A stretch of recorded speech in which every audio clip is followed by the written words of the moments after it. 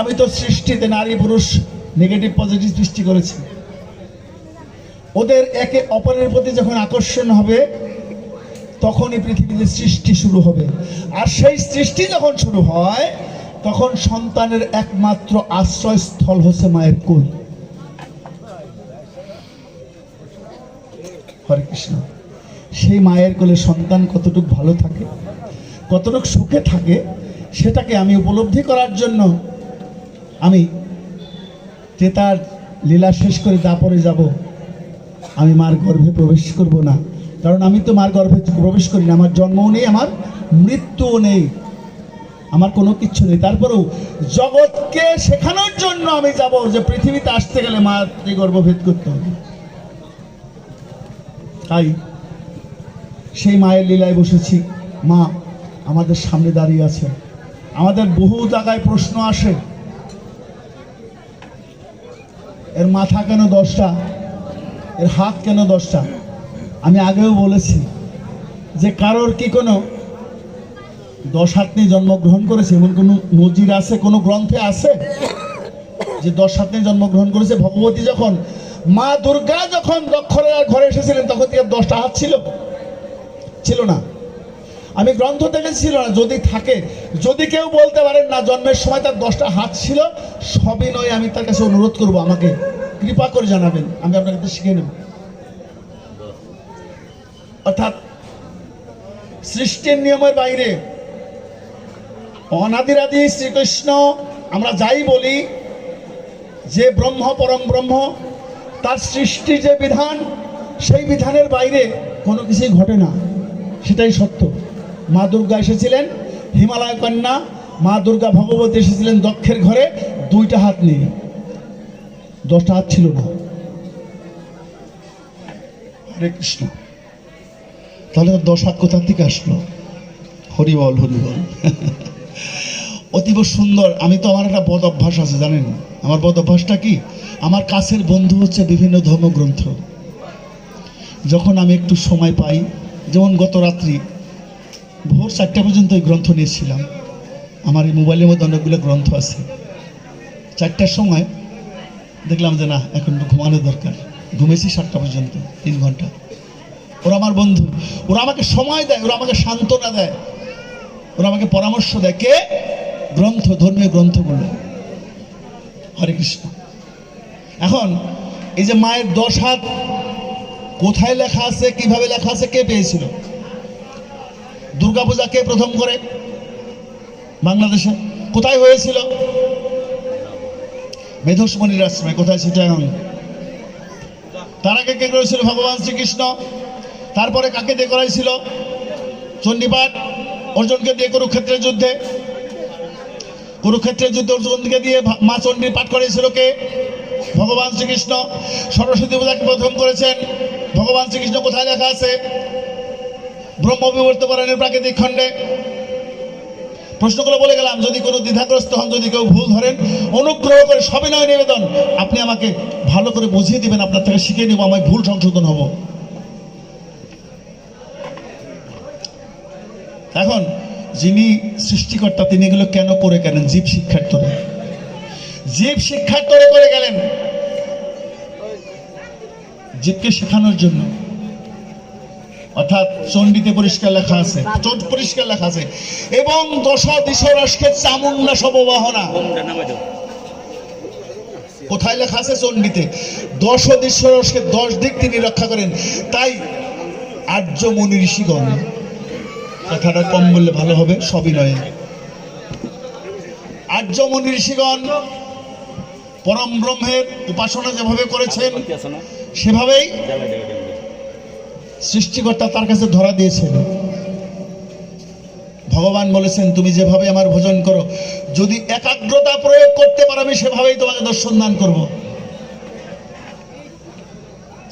মন্দিরে এসে ভজন করবেন, কোনো লাভ নেই।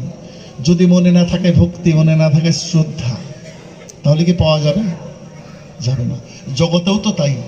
দেখবেন একটা পিতার 5টা সন্তান আছে, জমি জমা একজনকে লিখে দিছে। আমার জানা মতেও খুব পরিচিত একজনই কাজটা করছে। এটা অপকর্ম। এই কার্যটা অপকর্ম, এটা যেন কেউ না করি। এক সন্তান আপনাকে বেশি দিয়েছে, ভালোবেসেছে, তার ভালোবাসার গুণকে সেই সন্তান বলবে বাবাকে, বাবা সবাই তোমার সন্তান, তোমার অধিকার থেকে তুমি কাউকে বঞ্চিত করবে না। যদি শুদ্ধ সন্তান হয় সে কথাই বলবে, যে কথাটা আমি বলেছিলাম আমার বাবাকে। আমি বলেছিলাম উত্তম চক্রবর্তী আমার বাবাকে, প্রমাণ আছে, বলেছিলাম বাবা আমি কিচ্ছু চাই না তোমার কাছে, একটু আশীর্বাদ করে যাও, আমি যেন সমস্ত বৈষ্ণব ভক্ত মাতৃমণ্ডলী যেন ভালোবাসা আমি লাভ করতে পারি, মানুষ যেন আমাকে ভালোবাসে, আমি যেন কারোর ক্ষতি না করি, আমি যেন সবার ভজন হতে পারি, লোভ লালসা যেন কম থাকে। যার যত চাওয়া বেশি তার তত কষ্ট বেশি, তাই না? যে যত বেশি চাবে, একটা পূর্ণ হবে আরেকটা চাবে, আরেকটা পূর্ণ হবে আরেকটা চাবে, আরেকটা পূর্ণ হবে আরেকটা চাবে, এইভাবেই সে মৃত্যুবরণ করবে, তার চাওয়া শেষ হবে না। কিন্তু যার চাওয়ার নেই সে কি কষ্ট পাবে? পাবে না। তাই আজ আমি কিন্তু দেখিয়ে যাচ্ছি প্রমাণ, অর্থাৎ কোনো আর্য যুগী মনি ঋষি, আমি আগেই বলেছি গীতার 14ম অধ্যায়ে 2 নম্বর শ্লোকে ভগবান পরম ব্রহ্ম শ্রীকৃষ্ণ বলেছেন, মম মহৎজনী অহৎ সমুদ্র তথা কর্ম মম যে বীজ প্রদান, অর্থাৎ আমি বীজ নিক্ষেপ করি কোথায়? আমি কিন্তু রেফারেন্স দিয়ে যাচ্ছি গীতার 14ম অধ্যায় 2 এবং 3 নম্বর শ্লোক। যাদের কাছে গীতা আছে বাসায় গিয়ে দেখবেন, আমি মা, আমি বাবা, আমি সব, আমি বিনা কিচ্ছু নেই, বাকি যারা আছে তাদের আমি সৃষ্টি করেছি, তারা নিজের সৃষ্টি হতে পারেনি। দাদা তাড়াতাড়ি আসবেন। তারা সৃষ্টি হতে পারেনি, অর্থাৎ সৃষ্টি করতে হলে কি হয়? জাগতিক সৃষ্টি মা বাবা ছাড়া হয় না। তদ্রূপ এই ভুবনডলে, এই বিশ্ব ব্রহ্মাণ্ডে যদি কিছু সৃষ্টি হতে হয়, সেটা আমার পরম ব্রহ্ম ছাড়া সৃষ্টি করা মোটেও সম্ভব নয়। হরি বল, হরি বল। সেই ভক্ত মুনি ঋষি আর্যগণ আমার পরম ব্রহ্ম ভগবানকে যেভাবে ভজন করেছেন সেভাবেই তাকে লাভ করেছেন। যেমন আমি কিন্তু দশভুজার কথা বলেছি, 10 ইন্দ্রিয় নবদ্বার। নবদ্বার কি?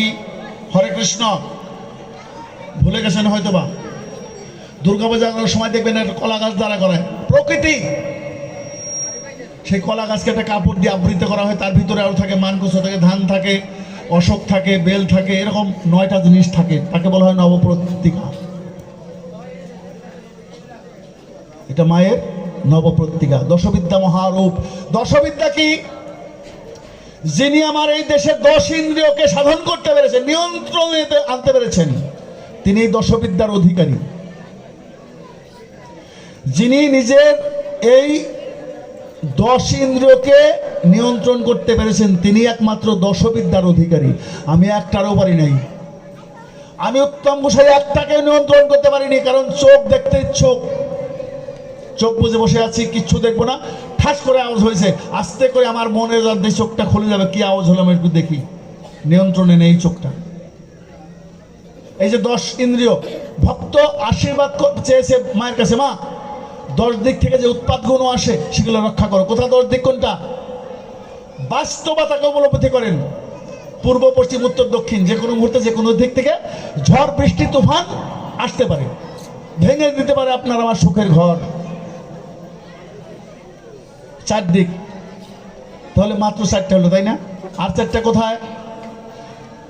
অগ্নি নৈরত 2টা, ঈশান বায়ু 2টা, 4টা, কয়টা হলো? 8টা। আর বাকি আছে কয়টা? 2টা, ঊর্ধ্ব অধ। বলবেন উপর থেকে? হ্যাঁ, উপর থেকে আমাদের বিপদ আসে, কি আছে? বিদ্যুৎ চমকায়, অতিবৃষ্টি হয়, অনাবৃষ্টি হয়। যদি অতিবৃষ্টি হয় তাহলে আমাদের শস্য ক্ষেত্র নষ্ট হয়ে যায়, বাড়িঘর সব ভেঙে যায় অতিবৃষ্টি হলে। আর যদি অনাবৃষ্টি হয়, শস্যাদি আর জন্মগ্রহণ করে না। তাহলে বিদ্যুৎ চমকায়, ঠাটা পড়ে, বাংলায় বলা হয় ঠাটা পড়ে, বিদ্যুৎ স্পর্শ হয়ে মানুষের মৃত্যু ঘটে। এটা উপর থেকে আসে। ঊর্ধ্ব অধ নিচে ভূমিকম্প হলে সাথে সাথে সব বিল্ডিং ভেঙে পড়ে বহু লোকের হতাহত হয়। কয়টা দিক হয়েছে দাদা? 10 দিশোদরকে চামুন্ডা সবহানা। এই 10 দিক থেকে মা তোমার 10টা হাত দিয়ে তুমি আমাদের রক্ষা করো, তোমার প্রকৃতিকে তুমি 10 হাতে 10 দিককে বাঁচিয়ে দাও, আমরা যেন পৃথিবীতে জয় মা জয় শ্রীকৃষ্ণ গোবিন্দ বলে আমরা যেন ভালো থাকতে পারি। এই হলো 10 দিশ রাষ্ট্রের চামুন্ডা সববাহনা। অধোগতি কার হয়? পাঠারূপে কে বলি হয়?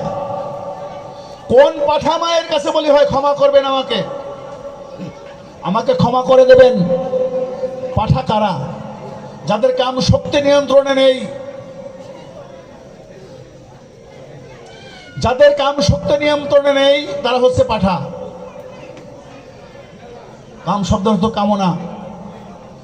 ইচ্ছা শক্তিকে যে নিয়ন্ত্রণ করতে না পেরেছে সনাতন ধর্মে তাকে পাঠা বলা হয়। হরে কৃষ্ণ। মা বলেছেন, যদি কোনো পুরুষ ব্যক্তি নিজের কামনাকে নিয়ন্ত্রণ করতে না পারে, যদি কোনো পুরুষ নিজের কামনাকে নিয়ন্ত্রণ করতে না পারে, একটা আমার দেহে যা আছে তার স্ত্রীর দেহ তাই আছে, ভিন্নতা কোনো কিছু নেই।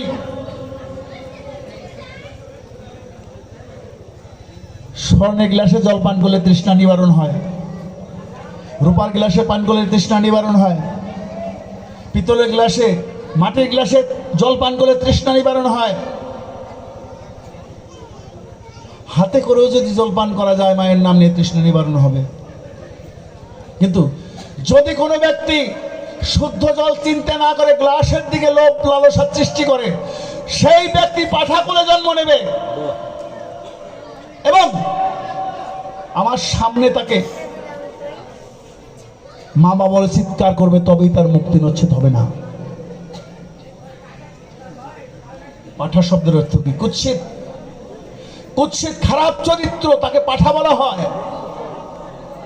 আমরা ছাগল পশু বলি দেই, তাই না? এটা অনেক বড় তত্ত্ব, এখানে একটু জটিলতা আছে, এখানে কিছু মতান্তরের বিভেদ বিভাজন আছে, আমি সে কথা নিয়ে আর বলবো না। আমিও পাঠাও হতে পারি, মার কাছে বলি আমিও হতে পারি, যদি ওই রকম চিন্তা আমার জাগে। কাজেই আমাকে মনে রাখতে হবে, হরে কৃষ্ণ, যে স্ত্রী তার স্বামীকে নারায়ণ রূপে ভজন করবে সেই সংসারে সুখ থাকবে, তার হাতের শঙ্খ সিঁদুর অক্ষয় হবে, অর্থাৎ বিরহ কম সহ্য করতে হবে। আর যে স্বামী তার ঘরের স্ত্রীকে লক্ষ্মী রূপে দর্শন করবে তার ঘরে সুখ শান্তি খুব বেশি থাকবে। যেমন ছিল লক্ষ্মীনারায়ণের সংসার, রাধা গোবিন্দের সংসার, যারা নাকি এক বিন্দু একে অপরকে না দেখলে থাকতে পারতো না। যেমন ছিল মা ভগবতী শিবের সংসার, তাই আজ দক্ষ রাজা যজ্ঞ করছে। দক্ষ রাজা যজ্ঞ শুরু করেছে, মা ভগবতী বলছে আমি যজ্ঞে যাব, আমি কিন্তু চেষ্টা করছি যতটুকু সম্ভব প্রকাশ করার, কিন্তু কিছু কিছু জায়গা আছে যা নাকি প্রকাশ করা যায় না। আমাদের পাট থেকে মাথা পর্যন্ত যে অঙ্গ প্রত্যঙ্গ আছে পুরুষদের, আমরা কিন্তু কিছু অংশ ঢেকে রেখে দিই, তাই দেই না? আমার মায়েদেরও আমাদের থেকে একটু কিছু অংশ ঢেকে রাখতে হয়, ওগুলো প্রকাশ করা যায় না। তদ্রূপ শাস্ত্রেও কিছু জিনিস আছে যারা কি শাস্ত্র প্রকাশ করলে আমাদের সমাজ সংসার নষ্ট হয়ে যাবে, তাই সেগুলো আমাদের প্রকাশ করা নিষেধ। দক্ষ রাজা যজ্ঞ শুরু করেছে। কালীকে, যিনি কালকে নিয়ন্ত্রণ করতে পারেন, মহাকালকে যিনি নিয়ন্ত্রণ করতে পারেন, তিনি হচ্ছেন মা কালী। জয় জয় মহামায়া প্রেমানন্দে, হরিবল হরিবল।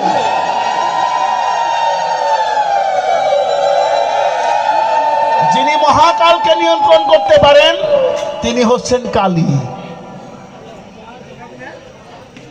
অর্থাৎ কালকে নিয়ন্ত্রণ করার কেউ নেই একমাত্র কালী ছাড়া। হরে কৃষ্ণ। তাই তো রামপ্রসাদ বলে গেছে,